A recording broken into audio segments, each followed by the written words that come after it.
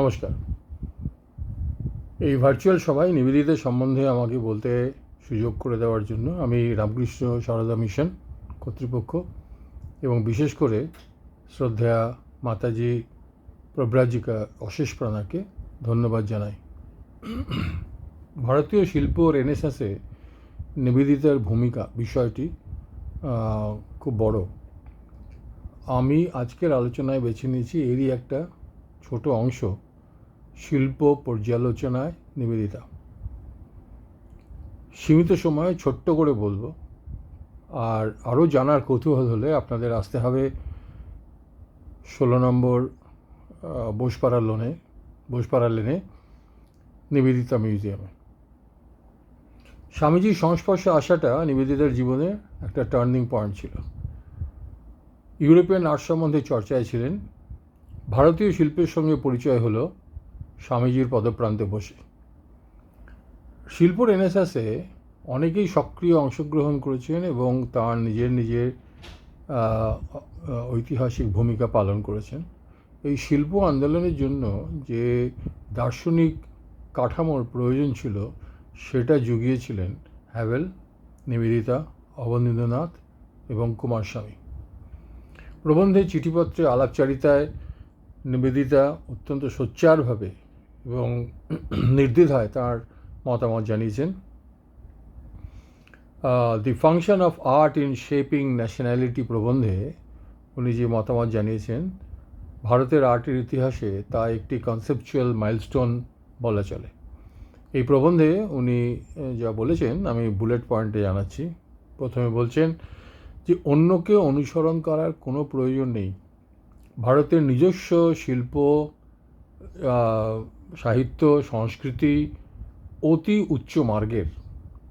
তারপর বলছেন আমদানি করা বিষয় নয়, ভারতীয় বিষয়। পরিচিত ভারতীয় ধারণাকে ভিত্তি করে নিজস্ব ভাবে দর্শককে একটা উচ্চতর মার্গে পৌঁছে দিতে হবে, তবেই তা হয়ে উঠবে প্রকৃত ভারতীয় শিল্প। তারপরে বলছেন India needs only to add the technical knowledge of Europe in the manner of her own. শিল্প সৃষ্টিতে পরিবারতন্ত্রকে সরিয়ে ডেমোক্রেটাইজেশন করতে হবে। আর সর্বোপরি অতীতের ভারতে মূল চালিকা শক্তি ছিল আধ্যাত্মবাদ, আজকের ভারতের মন্ত্র হবে জাতীয়তাবাদ এবং আধ্যাত্মবাদ। অ্যাগ্রেসিভ হিন্দুইজম প্রবন্ধে উনি লিখছেন there is no voice like that of art to reach the people. A song, a picture, these are maybe the fairy cross that reaches all the tribes and makes them one. এই যে fairy cross শব্দটি উনি ব্যবহার করলেন, এর একটা গভীর অর্থ আছে। আমরা জানি সিপাহী বিদ্রোহের সময় শ্যাঁকা রুটি ব্যবহার করে গ্রাম থেকে গ্রামে বার্তা পাঠানো হতো। স্কটল্যান্ডে বিপ্লবীরা এই কাজের জন্য ব্যবহার করতেন আগুনে ঝলসানো ক্রস। নিবেদিতা বলতে চাইছেন যে আর্ট এমনই এক ফেয়ারি ক্রস যা জাতি, ধর্ম, ভাষা নির্বিশেষে মানুষের সর্বস্তরের মানুষের কাছে বার্তা পৌঁছে দিতে পারে এবং একে ব্যবহার করতে হবে। এবারে চিত্র পর্যালোচনায় যাচ্ছি। পর্যালোচনায় যাওয়ার আগে আমি কয়েকটি বৈশিষ্ট্য নিবেদিতার চিত্র পর্যালোচনার আমি তুলে ধরতে চাই। প্রথম, যে কোনো একটা ছবিতে বিভিন্ন মাত্রা থাকে, যেমন রং, কী রং ব্যবহার করা হয়েছে, রঙের বিন্যাস, আলোর প্রক্ষেপণ কীভাবে ধরা হয়েছে, কী শৈলী ব্যবহার করা হয়েছে, ব্রাশের মুভমেন্ট কীরকম হয়েছে, এইগুলো একে বলা যায় টেকনিক্যাল অংশ। আর থাকে একটা বক্তব্য। নিবেদিতার মতে টেকনিক্যাল এক্সেলেন্স হচ্ছে একটা নেসেসারি কন্ডিশন, কিন্তু একটা ছবিকে যদি চিরকালীন বলতে হয় এবং এবং এবং এবং তাৎক্ষণিক নয়, চিরকালীন আবেদন রাখতে হয় ছবির মাধ্যমে, তাহলে সাফিশিয়েন্ট কন্ডিশন হবে বক্তব্যের জোর। বক্তব্য যদি জোরালো না হয় তাহলে সেই ছবি কখনো চিরকালীন হতে পারে না। দ্বিতীয়, উনি ছবির আলোচনা করতে করতে এক প্রাসঙ্গিক কিন্তু একটা বৃহত্তর উপলব্ধিতে চলে যাচ্ছেন। সেটা আমি বলবো। আর তৃতীয়ত, ছবির আলোচনার সময় উনি এই টেকনিক্যাল বিষয়ে খুব বেশি জোর দেননি, যতটা জোর উনি দিয়েছেন বক্তব্যের বিষয়ে। আচ্ছা, এবারে ছবির আলোচনায় যাই। প্রথম ছবি ইউরোপিয়ান ছবি, JF মিলের আঁকা অ্যাঞ্জেলাস। এই ছবিটি এই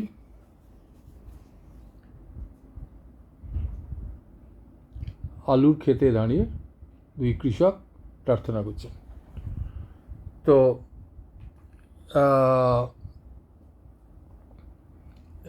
এই অ্যাঞ্জেলাস শব্দের অর্থটা বলে নিই। ঈশ্বরের দূত গেব্রিয়েল এসে কুমারী মেরিকে জানালেন যে স্বয়ং সন অফ গড তার গর্ভে এসেছেন। এই ঘটনাকে স্মরণ করে ক্যাথলিকরা যে প্রার্থনা করেন তার নাম অ্যাঞ্জেলাস। নির্দিষ্ট সময়ে চার্চের ঘণ্টা বাজলে সব কাজ ছেড়ে এই প্রার্থনায় মগ্ন হওয়া ছিল তখনকার প্রথা। মিলে একজন ফরাসি চিত্রশিল্পী, কৃষকের সন্তান এবং নিজে হাতে ক্ষেত খামারে কাজ করেছেন। জীবনকে খুব কাছ থেকে দেখেছেন এবং সেটা ছবিতে এনেছেন। পরবর্তীকালে এই শিল্পী রিয়েলিজম আর্ট মুভমেন্টে খুব নামী শিল্পী হিসেবে নিজের স্থান করে নিয়েছিলেন। নিবেদিতা তার অনবদ্য ভাষায় বর্ণনা করছেন, চার্চের ঘণ্টা বেজেছে, কৃষক দম্পতি নিজের আলুর ক্ষেতে দাঁড়িয়ে প্রার্থনা করছেন। তারপর বলছেন যে কৃষক, ক্ষেত, দূরে চার্চ, সব কিছু ছাপিয়ে দর্শকের মনে ধরা দিচ্ছে এক far larger and greater truth of a nation's labour sanctified by prayer. Nivedita বলছেন যে এটা ঠিক যে এই ছবি কঠিন বাস্তব সত্যের একটা কাব্যিক বর্ণনা, কিন্তু একই সঙ্গে এই ছবি একটি আদর্শের কথা বলছে। উনি অ্যাগ্রেসিভ হিন্দুইজম বইতে ভারতীয় শিল্পীদের আহ্বান করছেন যে বি এ মিলে and paint the woman worshipping at dawn beside the seal.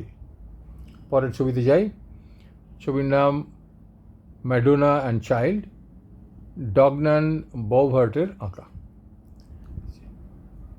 Nivedita একে বলছেন মডার্ন ম্যাডোনা। মডার্ন কেন না, এই ছবিতে মাতা মেরি কোনো দেবী নন, এক ইটালিয়ান কৃষক রমণী। আর এখানে যিশুও এখানে দেবচরিত্র নয়, একটি কৃষকের শিশু।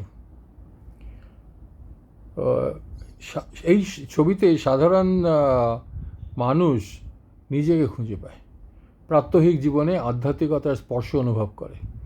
তাই নিবেদিতার মন্তব্য, I know of no other picture of any period in which the heart is so powerfully made to tell the secret of its own tenderness. মাতা মেরি এবং শিশু যিশুকে স্বর্গীয় মাত্রা না দিয়ে সাধারণ মানুষের মতো আঁকার জন্য শিল্পীকে অনেক সমালোচনা সম্মুখীন হতে হয়েছিল। এ তো গেল এই ছবির কথা। তারপরে নিবেদিতা বলছেন যে বাত্তিচেলি, ভার্জিন অ্যান্ড চাইল্ড, রাফায়েলের ম্যাডোনাস, লিওনার্দো দা ভিঞ্চির লাস্ট সাপার, পরবর্তীকালে হল্যান্ডে রিয়েলিজমের ছবি, এসবতেই শিল্পীর কল্পনা পাখা মেলেছে, কিন্তু অতি নাটকীয়তা বা অশ্লীলতা স্পর্শ করেনি। সাধারণ মানুষের জীবন নিয়ে যখন শুরু হলো ছবি আঁকা, তখন দার্শনিক ভাবনায় সেই ছবিগুলি জড়িত বলে উনি বলছেন যে modern work is lighter, more personal, it seems intimate and elusive moments, and by the same rule, while it is often exquisite, it is almost always fugitive. এখানে একটি প্রশ্ন আসে যে শিল্পী যদি তার অন্তরতম ভাবনা যদি একটা ছবিতে প্রকাশ করে, তাহলে কি তাকে সত্যি পলায়নী বৃত্তি বলা চলে? আমাদের সেই সময়টায় ফিরে যেতে হবে যখন নিবেদিতা জাতীয়তাবোধ এবং আত্মাত্মবোধ বিস্তৃত হতোদ্যম হীনমন্যতায় ভুগতে থাকা একটা জাতিকে অন্ধকূপ থেকে তুলে আনার জন্য, মাথা উঁচু করে বাঁচবার জন্য উনি প্রচেষ্টা চালাচ্ছেন। তখন তার কাছে কোনো কারণেই আহ, আহ, ব্যক্তিগত বিষয় নয়, শিল্পীকে একটা বৃহত্তর সত্যের সন্ধানী হতে হবে। সেই জন্য উনি যেসব ছবি সিলেক্ট করেছেন পর্যালোচনার জন্য, সবগুলি ছবি চিরকালীন ছবি, মানুষের কথা বলে এবং একটা বৃহত্তর সত্যে পৌঁছে দেয়। পরের ছবি জুয়েলস ব্রিটনের আঁকা পেজেন্ট গার্লস। নিবেদিতা লিখছেন, how beautiful and powerful yet how simple and true to common life are these two peasant girls by Jules Breton. এখানে ব্রিটন অ্যাকচুয়ালি দুটি ছবির কথা বলছেন। প্রথম ছবি নাম হচ্ছে the song of the lark. The song of the lark এক অসাধারণ ছবি। সূর্য তার নিজের নিয়মে দিন শুরু করেছে, আর কৃষক রমণী চলেছে কাজে।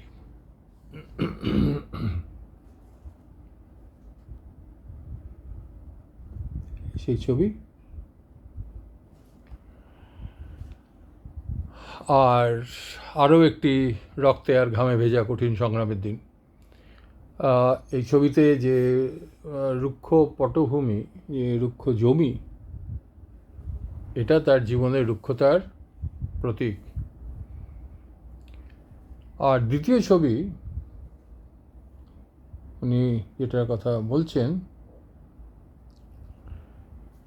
যে দ্বিতীয় জন, having finished her days gleaning is returning with সুইংিং স্টেপ টু হার হোম। এই গ্লিনিং শব্দটার অর্থ হচ্ছে যে জব বা গমের ফসলের ক্ষেতের যে প্রডিউস, যে শস্য, সেটা চলে যায় ক্ষেতের মালিকের কাছে। ক্ষেতে পড়ে থাকে ছড়িয়ে ছিটিয়ে থাকা সামান্য শস্য। গরিব ক্ষেত মজুর সেই শস্য ঝাড়ু দিয়ে সংগ্রহ করে, একে বলে গ্লিনিং। এই বিষয়ে শিল্পী অনেক ছবি এঁকেছেন। আমি একটি ছবি দেখাচ্ছি।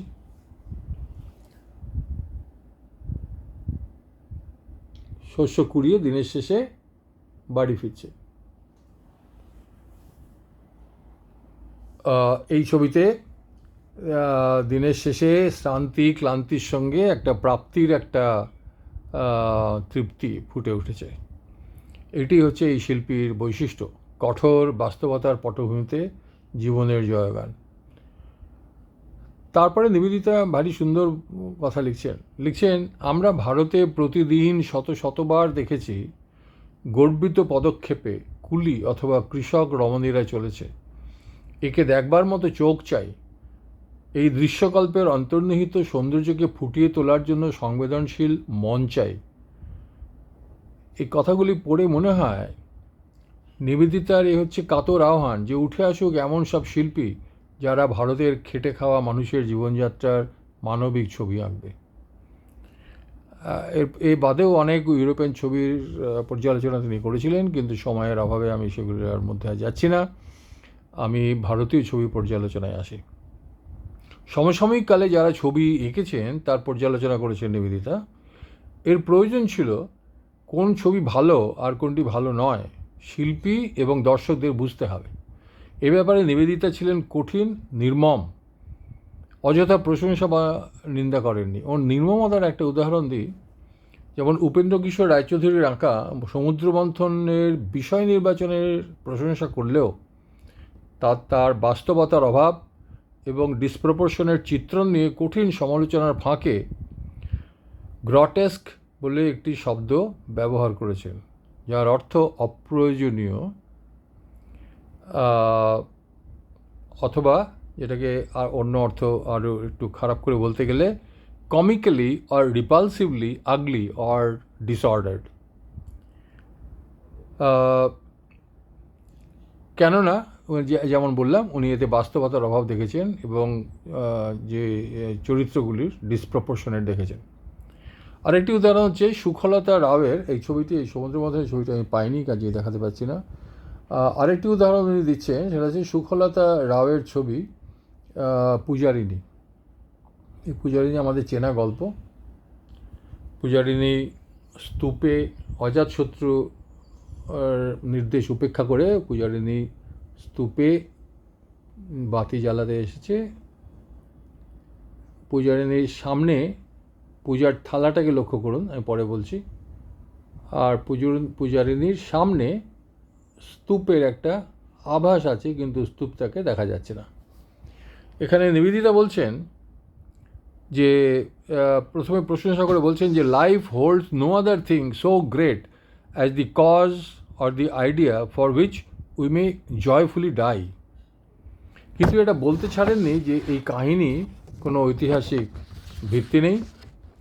আর বেনারসি ডিজাইনের যে পেতলের থালা ছবিতে দেখানো হয়েছে সেই সময় তা থাকা অসম্ভব, এবং স্তূপ এই ছবির একটা মুখ্য চরিত্র, কিন্তু সেটি প্রায় দেখাই যাচ্ছে না। আবার বলছেন নৈঃশব্দ শূন্যতা যা এই ছবির পরিবেশ দাবি করে পুরো মাত্রায় রয়েছে। তিনি বোধ করি মনে করতেন যে প্রবীণ বা নবীন যাই হন না কেন, শিল্পীকে তীক্ষ্ণ সমালোচনার জন্য তৈরি থাকতে হবে।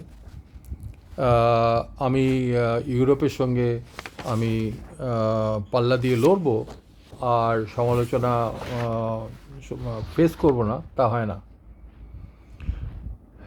এবারে আমি আসি আরেকটি বিখ্যাত ছবি যা নিবেদিতা পর্যালোচনা করেছিলেন। এটা আমরা সবাই এই ছবি দেখেছি। এই ছবি খুবই বিখ্যাত ছবি, অবনীন্দ্রনাথের আঁকা ভারত মাতা। এই ছবি প্রথমে এর নাম হয়েছিল বঙ্গমাতা, তারপরে নিবেদিতার পরামর্শে এর নাম রাখা হলো বঙ্গমাতা। এই ছবি দেখে নিবেদিতা উচ্ছ্বসিত। উনি বলছেন আধুনিক যুগের সমস্ত সাধনকে কাজে লাগিয়ে the artist here has given expression nevertheless to a purely Indian idea in Indian form. বলছেন এই ছবি একটি মাস্টারপিস, মাতৃভূমির আত্মার একটি শরীরী রূপ, যে রূপে দেশ তাঁর সন্তানদের মননে ধরা দেন। ভক্তিদায়িনী, বিদ্যাদাত্রী, বসনদায়িনী, অন্নদাত্রী মাতৃরূপে। এই মাতৃমূর্তির সাধারণ সাজসজ্জা, খালি পদযুগল, অকপট মুখের ভাব সব মিলিয়ে মা আমাদের পরম আত্মীয়। এই ছবি একাধারে আমাদের মায়ের ছবি, আমাদের দুহিতার ছবি। এই ছবির জন্য আমরা বহুদিন অপেক্ষা করেছি। শিল্পে নবযুগের শুরু হলো। এরপর নিবেদিতা একটু বাঁক নিয়ে একটি স্বপ্নের কথা, একটি আকাঙ্ক্ষার কথা বলছেন। তিনি বলছেন I have long thought that if I were an Indian prince, I would use my surplus revenues first and foremost for the promotion of civic and historic painting. কীভাবে? উনি লিখছেন উনি উন্মুক্ত প্রতিযোগিতা ব্যবস্থা করে শ্রেষ্ঠ চিত্রশিল্পীকে পুরস্কৃত করতেন, রঙিন ছবির প্রিন্টিংয়ের ব্যবস্থা করে সমস্ত ভারতবর্ষে উনি ছড়িয়ে দিতেন, আর উনি ইতিহাসকে উনি প্রদর্শিত করতেন শিল্পের ফর্মে, এবং সেগুলি কোথায় থাকবে না, সেগুলো সাধারণ লোকের যাতায়াতের পথে এই প্রদর্শনী হবে। ধূলি ধূসরিত রাস্তায় শিল্প প্রদর্শিত হবে সর্বসাধারণের জন্য, এবং সেখানে কি থাকবে? পৌরাণিক কাহিনী নয়, সেখানে থাকবে অশোক দেশে দেশে শান্তির বাণী নিয়ে দূত পাঠাচ্ছেন, কনিষ্ক তার রাজসভা পরিচালনা করছেন, বিক্রমাদিত্য অশ্বমেধ যজ্ঞ করছেন, দেশ রক্ষায় চিতরে 12 জন বীরের আত্মবলিদান হচ্ছে, আকবরের রাজ্যাভিষেক, তাজমহলের নির্মাণ, এই সমস্ত সব ঐতিহাসিক ঘটনা। যে মহিলা জল আনতে নদীর ঘাটে যাচ্ছেন বা যে শ্রমিকটি কাজে চলেছে, যাতায়াতের পথে সে দেখবে ভারতের ইতিহাস, হাজার হাজার বছরের ভারতীয় সভ্যতার বিকাশ। প্রথম যে ছবির প্রিন্ট তিনি সারা দেশে এইভাবে ছড়িয়ে দিতে চান সেটি হলো অবনীন্দ্রনাথের এই ভারত মাতা। মূল ছবিটি এখন ভিক্টোরিয়া মেমোরিয়ালে আছে, আপনারা গিয়ে দেখে আসতে পারেন। পরের ছবি দেখাচ্ছি অবনীন্দ্রনাথেরই শাহজাহানের মৃত্যু প্রতীক্ষা। এই ছবিটি আগে দেখাই, এটা অসাধারণ ছবি একটি।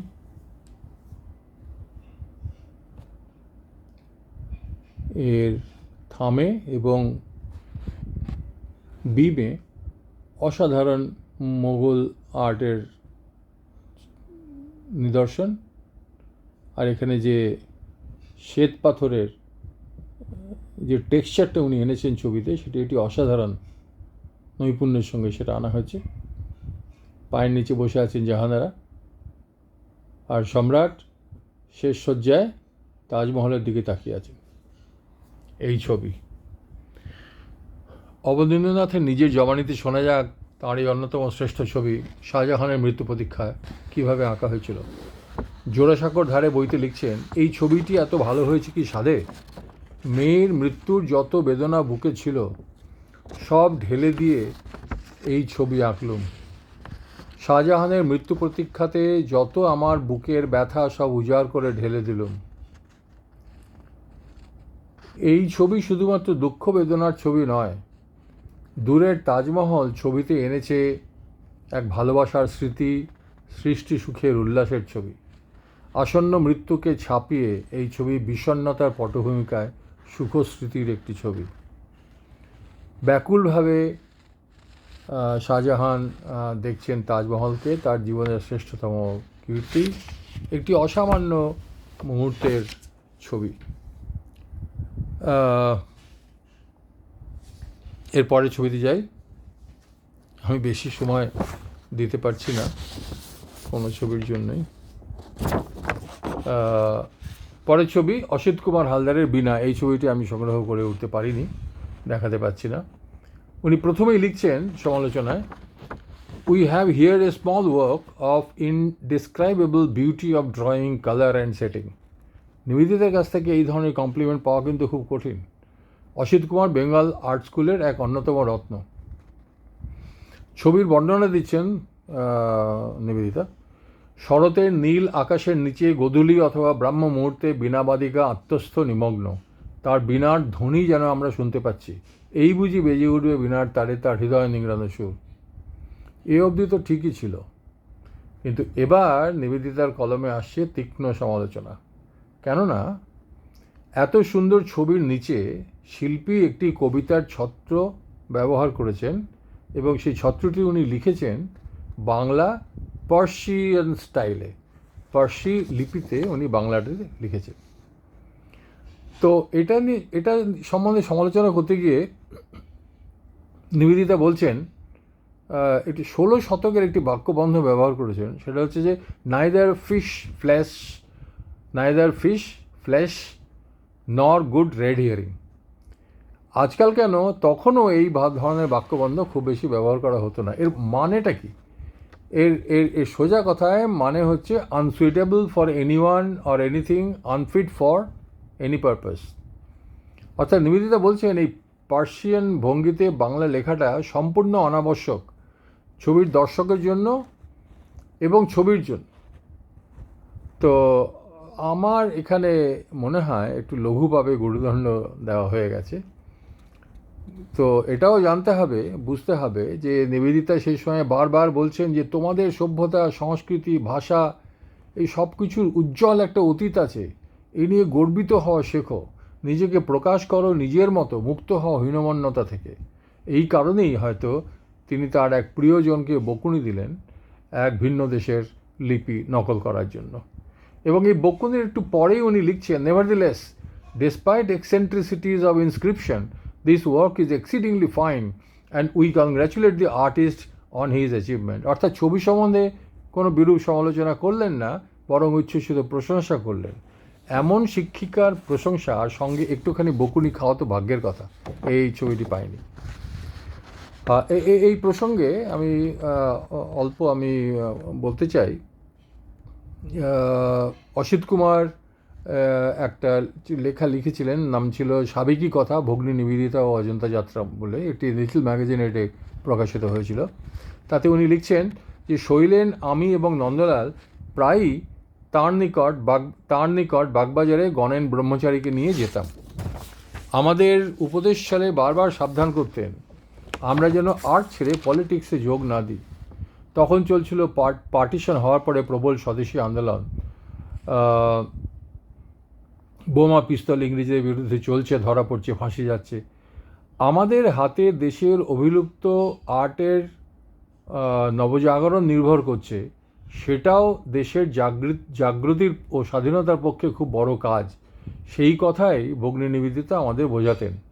আমাদের রেনেসাঁসের কাজে উৎসাহ দেওয়ার জন্য তাঁর এতদূর আগ্রহ ছিল যে পরে আমরা যখন 1909-10 সালে অজন্তা যাই, নিবেদিতা গোড়ার দিকে আমাদের কাছে সুদূর অজন্তায় লেডি জেসি বোসকে এবং ডক্টর বোসকে নিয়ে গিয়েছিলেন। নিবেদিতা অজন্তা থেকে ফিরে আসার পূর্বে বারবার উপদেশ দিতেন জাতীয় শিল্পকলার ঐশ্বর্যকে জাগিয়ে ও বাঁচিয়ে রাখার জন্য আপ্রাণ কাজ করতে। তিনি যতদিন বেঁচে ছিলেন আমাদের ওরিয়েন্টাল আর্ট সোসাইটিতে আসতেন এবং অবন মামা ও গগন মামার সঙ্গে একযোগে আমাদের উৎসাহিত করতেন। আমরা তখনকার কয়েকজন জাতীয় শিল্পকলার পুনরুদ্ধারের জন্য যে কাজ করেছি তাতে ভগিনী নিবেদিতার উৎসাহ যে বল দিয়েছে তা লিখে বোঝানো অসাধ্য। এরপরে আসছি আরেকটি ছবিতে, সমানেন্দ্রনাথ গুপ্তর আঁকা অভিমন্যু। এই সমানেন্দ্রনাথ গুপ্ত আরেকজন বেঙ্গল আর্ট স্কুলের এক রত্ন। তিনি পরবর্তীকালে লাহোরে গিয়েছিলেন লাহোর আর্ট স্কুলের অধ্যক্ষ হিসেবে, এবং মানে খুব বড় শিল্পী এবং সফল শিল্পী। এই পর্যালোচনাটি ওর আঁকা ছবি অভিমন্যু সম্বন্ধে। প্রথমে উনি দৃশ্যটি বর্ণনা করছেন নিবেদিতা, যে সপ্তরথী পরিবৃত অভিমন্যু বীরের মতো লড়ছেন, অস্ত্রহীন ভাঙা রথের চাকা সম্বল। There is nothing before him but defeat and death, yet there is no slackening of his grip. দুঃখ, হতাশা বা ভয়ের চিহ্ন মাত্র নেই, পরিণতির চিন্তা নয়, কর্তব্য কর্মে অচল। এই অসাধারণ কাহিনীর চিত্রণ বর্তমান ছবির উদ্দেশ্য। কিন্তু এই যে বীর রসের ছবি, এটা যথার্থভাবে বলা হলো কি? নিবেদিতার মতে, the face of the young hero is strong and masculine enough, but the form, the waist, and the half-seated limb are all entirely feminine. বলছেন এর কারণ সম্ভবত want of study of life on the part of the artist. ভারতের শিল্পীদের মানুষের দেহের পরিমাপের জন্য সব ব্যবচ্ছেদ করতে বা দেখতে হয় না, অথবা স্টুডিওতে নগ্ন নরনারীকে সামনে বসাতেও হয় না। উনি বলছেন প্যারিসে কয়েক বছর না কাটিয়ে কলকাতা অথবা বেনারসের অলিগলিতে 1 ঘন্টা ঘোরাঘুরি করলে জীবনের ছবি স্পষ্টতর হবে। এই শিল্পী ফার্ম গ্রিপ অফ ফর্ম মুভমেন্টের জন্য প্রয়োজনীয় দর্শন, চিন্তন এবং আত্মস্থকরণ করে উঠতে পারেননি। আরও বলছেন যে নিজে যুদ্ধ করছেন, যুদ্ধ করতে করতে ওর যে শিরস্ত্রাণ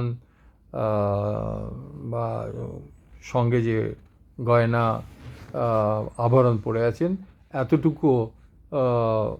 এতটুকুও সরে যায়নি। দেখে মনে হচ্ছে যেন উনি রাজসভায় চলেছেন। তো যাই হোক, এটা বলতে হবে যে নিবেদিতার শিল্পী সৈন্যদের মধ্যে সমানেন্দ্রনাথ ছিলেন একজন। তা সত্ত্বেও পর্যালোচনা করতে বসে নিবেদিতা কিন্তু নির্মমভাবে নিরপেক্ষ। আর একটা কথা এই প্রসঙ্গে আমাকে বলতেই হবে, সেটা হচ্ছে যে আমরা যেটা আলোচনা করছি সেটা হচ্ছে এক একজন শিল্পীর 1টি বা 2টি বা 3টি ছবি উনি সমালোচনা করেছিলেন, এক নন্দলাল বাদে, পরে বলবো তার কথা। তো একটি ছবির সমালোচনা আর একটি শিল্পীর সারা জীবনের সামগ্রিক পর্যালোচনা এক কথা নয়। কিন্তু এটাও ঠিক যে প্যারিসে সানাতে যখন প্রদর্শনী হতো তখন প্রত্যেকটা ছবির নির্মম সমালোচনা হতো, এবং এই অগ্নিপরীক্ষার মধ্যে দিয়ে একজন আর্টিস্টকে যেতেই হতো। এবং এই পার্টিকুলার অভিমন্যু ছবিতে যদিও শিল্পী পাশের নম্বর পাননি, অভিমন্যু বাদে অন্য অনেক ছবি এই শিল্পী এঁকেছিলেন, যেটাতে নিশ্চয়ই তিনি পাশের নম্বর পেতেন নিবেদিতার কাছে। এবারে আমি নন্দলালের ছবি পর্যালোচনায় আসি। নন্দলালের উনি 8টি ছবি পর্যালোচনা করেছিলেন, 8টি, সবচেয়ে বেশি। তার মধ্যে আমি 2-3টির কথা বলবো। প্রথম ছবির নাম the death bed of Dasharath. এখানে এই ছবিতে দশরথ শেষ শয্যায় শায়িত। উনি প্রতি মুহূর্তে শ্রীরামের পদধ্বনি শুনতে পাচ্ছেন, যে যেন রামেই ফিরে এলো বলে।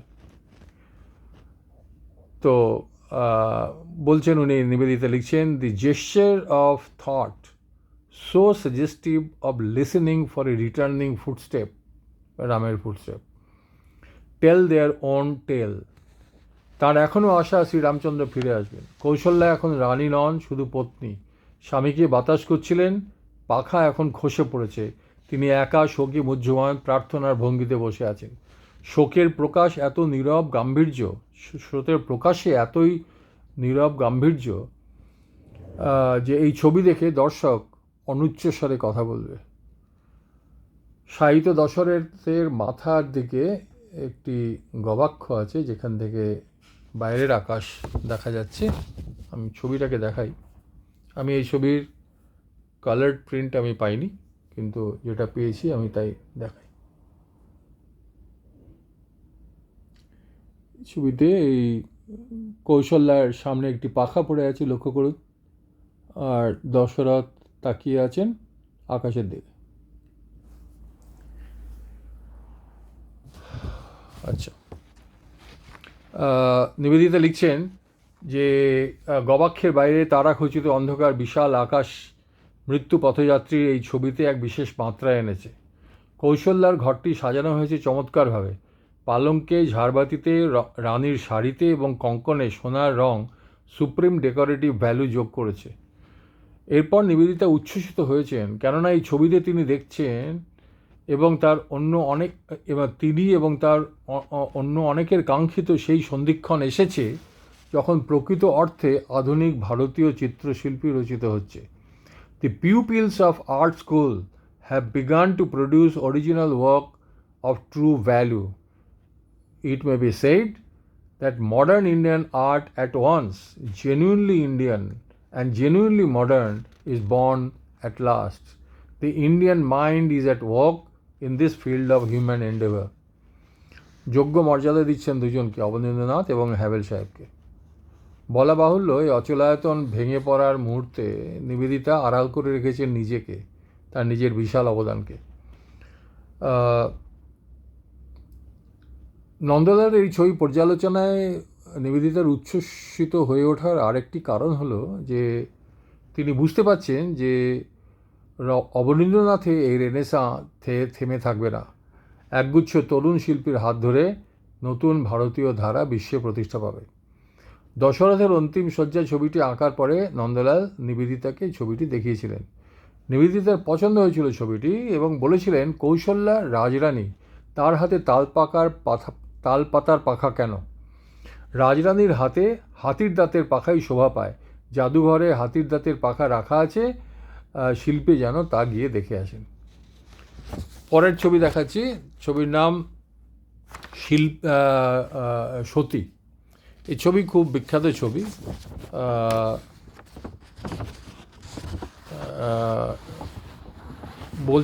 নিবেদিতা বলছেন, এই ছবি যদি কোনো ইউরোপিয়ান শিল্পী আঁকতেন, আমরা পেতাম এক অতি অরমণীয় নারী, পূর্ণ অবয়বে দর্শকের মুখোমুখি দাঁড়িয়ে আছেন বিজয়ের ভঙ্গিতে। এই ছবিতে নন্দলাল বসু বিষয়টি যেভাবে দেখেছেন, ভেবেছেন, উপস্থাপন করেছেন তা সম্পূর্ণ ভারতীয়। সতী ছবিতে বিয়ের কোণের সাজে যে সুন্দরী রমণীকে আমরা দেখছি, তিনি বিজয়ের মুহূর্তে মনোসংযোগ করছেন তার কর্তব্য কর্মে। এই কাজ তাকে যে গৌরবের আসন দেবে সে সম্বন্ধে তিনি সম্পূর্ণ উদাসীন। ভারতীয় দর্শন অনুযায়ী ছবির এই বিন্যাস পবিত্র, সত্যগুণে সম্পৃক্ত, কণামাত্র রজ নেই। আগুনের সর্পিল লেলিহান শিখা লাফিয়ে উঠছে, ভয়ের চিহ্নমাত্র নেই, বিদায়ের ক্রন্দন নেই, সতী প্রার্থনারত। তিনি কিছুই দেখছেন না। আগুনের শিখা নয়, যাদের ছেড়ে চলে যাচ্ছেন তাদের নয়, তার মন জুড়ে রয়েছে তিনি, যার সঙ্গে মিলন হতে চলেছে। স্তব্ধ মননে শান্তির বন্যা। তিনি জানেন এই মুহূর্ত মিলনের, বিচ্ছেদের নয়। এই হলো সেই ছবি। আমি ছবিটি দেখাচ্ছি, কিন্তু এই প্রসঙ্গে আমি রবীন্দ্রনাথের সতী সম্পর্কে একটি রচনা আমি উদ্ধৃত না করেই পারছি না। তার আগে আমি ছবিটি দেখিয়ে নিই। অনবদ্য ছবি, আমার নিজের মনে হয় নন্দলালের আঁকা শ্রেষ্ঠ ছবিগুলোর মধ্যে এটি একটি। এটি হচ্ছে ওয়াশ পদ্ধতিতে আঁকা হয়েছিল, অসাধারণ ছবি। আমি যে কথা বলছিলাম যে রবীন্দ্রনাথের যে রচনা, আমি একটু পড়ে শোনাই, ভারী সুন্দর।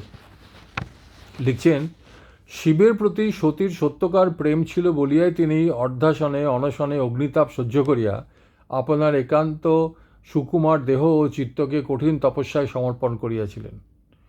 এই সতী নিবেদিতাও দিনের পর দিন যে তপস্যা করিয়াছিলেন তাহার কঠোরতা অসহ্য ছিল। তিনিও অনেক দিন অর্ধাসন অনশন স্বীকার করিয়াছেন। তিনি গলির মধ্যে যে বাড়ির মধ্যে বাস করিতেন সেখানে বাতাসের অভাবে গ্রীষ্মের তাপে বীতনিদ্র হইয়া রাত কাটাইয়াছেন। তবুও ডাক্তার ও সব বান্ধবদের স্বনির্বন্ধ অনুরোধেও সে বাড়ি পরিত্যাগ করেন নাই এবং শৈশব তাহার সমস্ত সংস্কার ও অভ্যাসকে মুহূর্তে মুহূর্তে পীড়িত করিয়া তিনি প্রফুল্ল চিত্তে দিন যাপন করিয়াছেন। ইহা যে সম্ভব হইয়াছে এবং এই সমস্ত স্বীকার করিয়াও শেষ পর্যন্ত তাহার তপস্যা ভঙ্গ হয় নাই, তাহার একমাত্র কারণ ভারতবর্ষের মঙ্গলের প্রতি তাহার প্রীতি একান্ত সত্য ছিল, তাহা মোহ ছিল না। মানুষের মধ্যে যে শিব আছেন সেই শিবকেই এই সতী সম্পূর্ণ আত্মসমর্পণ করিয়াছিলেন। এই মানুষের অন্তর কৈলাসের শিবকেই যিনি আপনি স্বামীরূপে লাভ করিতে চান, তাহার সাধনার মতো এমন কঠিন সাধনা আর কার আছে? কাজেই বিষয় সতী হল আত্মসমর্পণের, আত্মনিবেদনের প্রতীক। এর পরের ছবি খুব ইন্টারেস্টিং ছবি, ছবির নাম জগাই মাধাই। ক্যাটালগে নন্দলাল এই ছবি সম্বন্ধে বর্ণনা করছেন। জগাই মাধাই কাঁধ ধরাধরি করে বসে মদ খাচ্ছে, পাশে একটা মদ তারির ভাঁড় আছে, থেলো হুঁকোটা জগাইয়ের কোমরে গোঁজা আছে। সিস্টার নিবেদিতা জিজ্ঞাসা করেছিলেন, জগাই মাধাইয়ের এই চেহারা কোথায় পেলে? আমি বললুম, গিরিশবাবুর চেহারা দেখে জগাই মাধাইয়ের কথা মনে হলো। এই ছবি পর্যালোচনায় নিবেদিতার প্রথমেই এক বিরাট স্বীকৃতি। ছবিটি আগে দেখে নিই।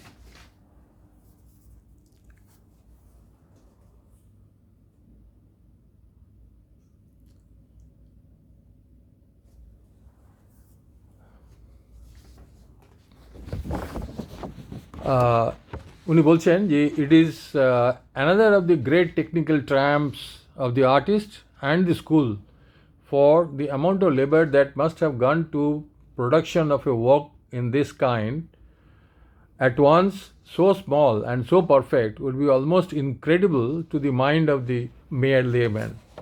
রঙের একটা হালকা ওয়াশ আছে, মূলত লাইন ড্রয়িং, সুদৃঢ় রেখায় আঁকা অ্যানাটমি, মাথায় কেশ, পাগড়ির ভাঁজ, আলো ছায়ার খেলা, সব মিলিয়ে অপরূপ সুন্দর এই ছবি। ছবিতে দেখা যাচ্ছে যে জগাই মাধাই মহাফূর্তিতে রয়েছেন। পানির দিকে তাকিয়েই উনি আনন্দে ওরা ডগমগ। মদ্যপান করে দৈহিক সুখের জন্য নয়, পানপাত্র মদ্য দর্শনেই আনন্দ। উনি লিখছেন, but the delight that envelops them is wholly innocent. They are madcaps, not criminals, childlike, not cunning. Even in the hour of conviviality there is nothing revolting in their pleasure. ভারী সুন্দর ছবি। যেমন বলেছি, নিবেদিতা অন্য একটা বৃহত্তর পয়েন্টে যাবেন, বৃহত্তর সত্যে যাবেন। এখানে উনি বলছেন, ধর্মীয় ইতিহাসে যেসব অসংখ্য মনস্তাত্ত্বিক ঘটনার উল্লেখ আছে সেগুলি মোটেই অলৌকিক ছিল না। এইসব ঘটনার পেছনে supreme grace and virtue of the soul that influences থাকলেও তা সৃষ্টির নিয়ম ও যুক্তির বাইরে ছিল না। উনি লিখছেন, মেরি ম্যাগডালিন হঠাৎই যিশুর ছায়া দেখে পরিবর্তিত হয়ে গেলেন এমনটি হয়নি। তাঁর জীবনে আগে থেকেই চরম সত্য সন্ধানের একটা অন্তঃস্রোত ছিল। একইভাবে জগাই মাধাইকে যেদিন রক্তাক্ত মহাপ্রভু ঈশ্বর চেতনায় মত্ত হয়ে টেনে নিলেন বুকে, প্রথমবার তাদের বোধ হলো চরম আনন্দ কাকে বলে। কৃত্রিম নেশার অবসান হলো। The rascals of the quiet town of Nadia have become the childlike saints of the Vaishnava story. এই কথাগুলি বলে নিবেদিতা মেরি ম্যাগডালিন বলে যার নাম উল্লেখ করেছেন, তিনি হচ্ছেন যিশুর অন্যতম শিষ্যা। উনি যিশুর সঙ্গে ধর্মপ্রচারে সঙ্গে ছিলেন। ওনার মৃত্যু দেখেছেন, তার পুনরুত্থানে দেখার সৌভাগ্য তার হয়েছিল। তো নিবেদিতা বলতে চাইছেন যে হঠাৎ করে আমার হৃদয় পরিবর্তন হয়ে গেল, এমনটি হয় না। আগে থেকে তার প্রস্তুতি লাগে, তার মহৎ আত্মার মুক্তি হতে পারে। তাদের নন্দলাল যখন সমাজ বিরোধীদের সোকল সমাজ বিরোধীর মদ্যপানের ছবি আঁকছেন, তাদের শুদ্ধসত্য ভাবটাই অগ্রাধিকার পেয়েছে। এই হলো ছবি। তো এতে আমার একটি কথা আমার মনে হচ্ছে, এটা হচ্ছে যে এই ভাবটি উনি ভারী সুন্দর সহজ করে বুঝিয়েছেন শ্রীরামকৃষ্ণ। কথামৃতের 4র্থ পরিচ্ছেদে গিরিশচন্দ্র বলছেন, আপনার কৃপা হলে সবই হয়। আমি কি ছিলাম, কি হয়েছি? উত্তরে ঠাকুর বললেন, ওগো তোমার সংস্কার ছিল তাই হয়েছে, সময় না হলে হয় না। যখন রোগ ভালো হয়ে এলো তখন কবিরাজ বললে, এই পাতাটি মরিচ দিয়ে বেটে খেও, তারপরে রোগ ভালো হলো। তা মরিচ দিয়ে ওষুধ খেয়ে ভালো হলো না আপনি ভালো হলো, কে বলবে? অনেকটা সময় হয়ে গেছে, আমাকে এখন থামতে হবে। আমি শেষে বলবো যে শিল্প রেনেসাঁসে নিবেদিতার অসাধারণ কাজ কোনো বিচ্ছিন্ন ঘটনা নয়, স্বাধীনতা অর্জনের জন্য প্রয়োজনীয় বিভিন্ন অস্ত্রের মধ্যে একটি। এই স্বাধীনতা মানে শুধুমাত্র রাজনৈতিক স্বাধীনতা নয়, রাজনৈতিক, অর্থনৈতিক, সাংস্কৃতিক এবং ধর্মীয় স্বাধীনতা। ছবির পর্যালোচনা করেছেন এই স্বাধীনতা অর্জনের এক প্রয়োজনীয় অংশ হিসেবে। আজকে ভারতের শিল্পী এবং শিল্প যে আন্তর্জাতিক প্রতিষ্ঠা পেয়েছে, তার অনেকটা কৃতিত্বই কিন্তু নিবেদিতার। নমস্কার।